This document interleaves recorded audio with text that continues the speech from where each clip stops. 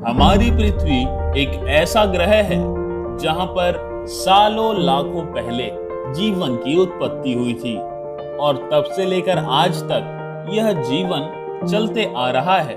और गाइस, अभी तक धरती ही पूरे ब्रह्मांड में एक ऐसी जगह है जहां पर इंसानी रूप में इंटेलिजेंट लाइफ मौजूद है।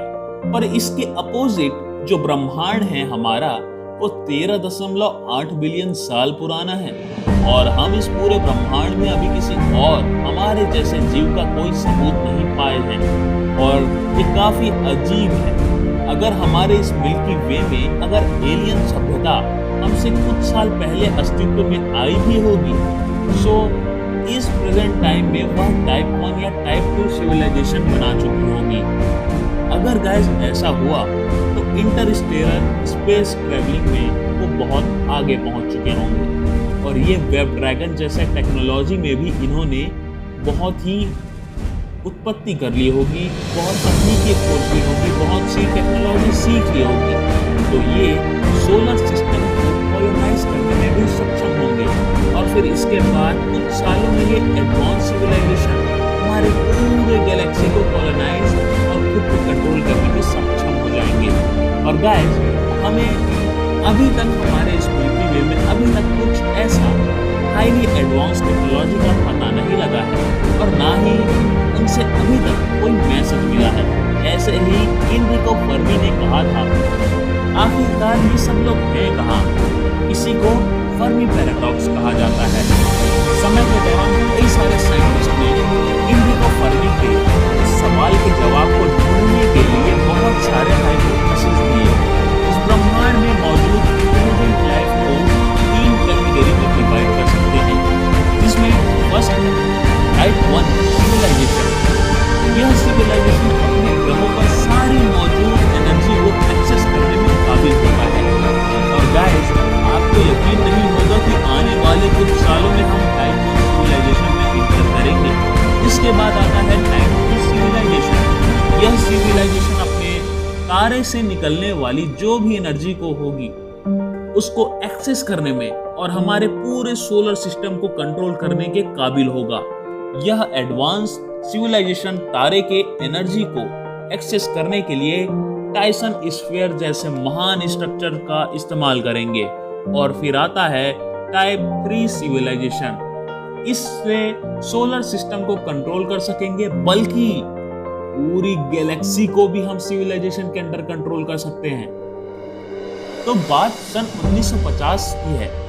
1950 में एक दिन एनरिको फर्मी मैक्सिको में मौजूद, तो सन 1950 में एक दिन एनरिको फर्मी मैक्सिको में मौजूद लॉस एल्मोस नेशनल लेबोरेटरी में अपने कलीग्स के साथ लंच कर रहे थे और इसी दौरान उनके और उनके कलीग्स के बीच एलियन लाइफ यानी एक्स्ट्रा टेरेस्ट्रियल लाइफ के एग्जिस्टेंस को लेकर बहुत डीपली चर्चा हो रही थी, जहां पर इस बात पर वे चर्चा कर रहे थे कि धरती के अलावा किसी और ग्रह पर जीवन मौजूद है, तो आखिर वो है कहाँ?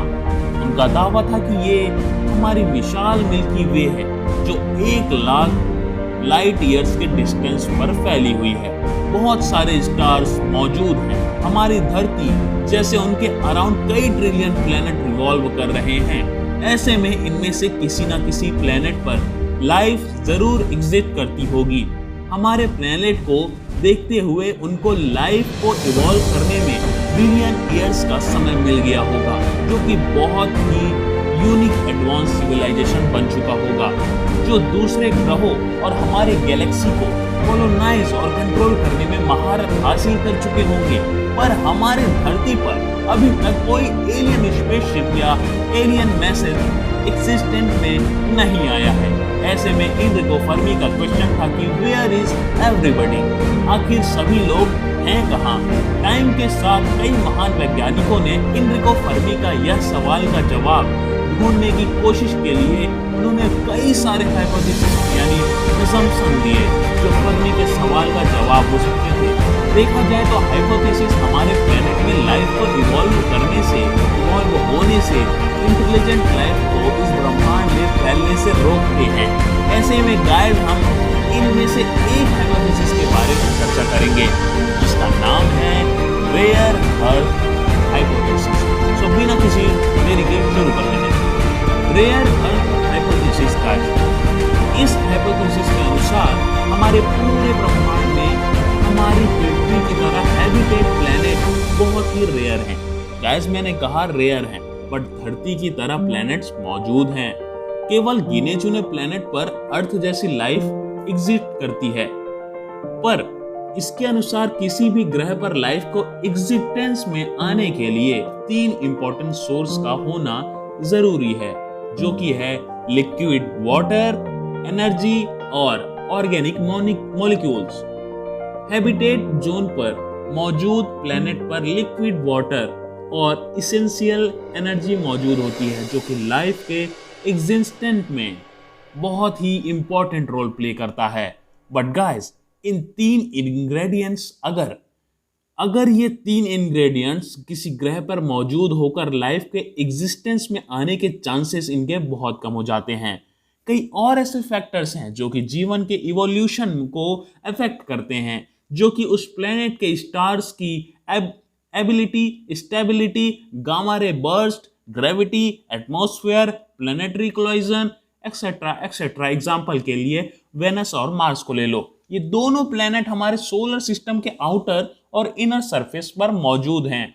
इन दोनों प्लेनेट पर किसी ना किसी प्रकार की लाइफ है, पर वेनस प्लेनेट एक हीलिंग प्लेनेट है और हमारे सौर मंडल में सबसे गर्म प्लेनेट भी है। वहीं अपोजिट मार्स प्लेनेट पर कोई एटमॉस्फेयर मौजूद नहीं है, पर यहां का टेम्परेचर -डिग्री में चला जाता है। सो गाइस उम्मीद करता हूं आपको यह आज का इंटरेस्टिंग सा वीडियो पसंद आया हो। अगर वीडियो अच्छी लगी हो तो वीडियो को लाइक और चैनल को सब्सक्राइब करना ना भूलें। Thanks for watching this video.